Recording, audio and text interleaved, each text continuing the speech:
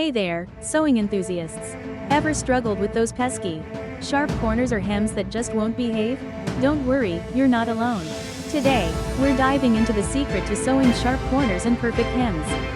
Get ready to level up your sewing game, because we're about to make those projects look professionally done. First up, let's talk sharp corners. The key here is precision and a little bit of patience. Before you even think about stitching, make sure you've pressed your seam allowance open. This little step makes a huge difference. Trust me. Now, when you get to that corner, slow down. Seriously, slow down. Stop stitching exactly at the point where your seam allowance begins. Don't go past it, or your corner will be rounded. And we don't want that. With the needle down, lift your presser foot. Pivot your fabric, and then lower the presser foot again. This ensures a crisp, clean corner. Continue stitching, and voila! A perfect corner every time. Now, let's move on to hems. Hems can be the bane of a sewist's existence. But they don't have to be. The most important thing is to get an even hem. I like to use a seam gauge or a hem guide, but you can also use a ruler. Measure and mark your hem, then fold the fabric along the marked line.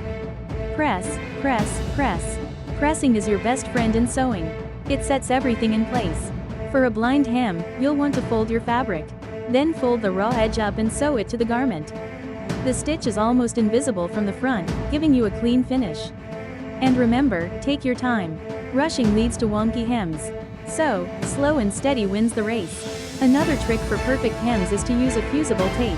This stuff is amazing. Place the tape along the edge of your hem. Fold it over, and press with your iron. The tape will fuse the fabric together, making it super easy to stitch a straight hem. No more hems that unravel in the wash. And for those of you working with thicker fabrics, try trimming the hem allowance before folding it over.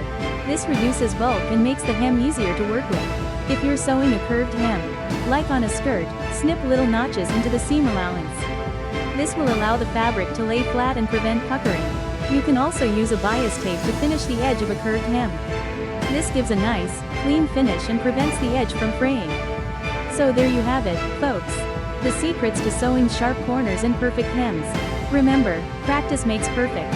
Don't get discouraged if your first attempt isn't flawless. Keep at it, and you'll be amazed at how quickly you improve.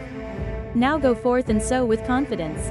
Happy sewing, everyone, and don't forget to subscribe for more sewing tips and tricks.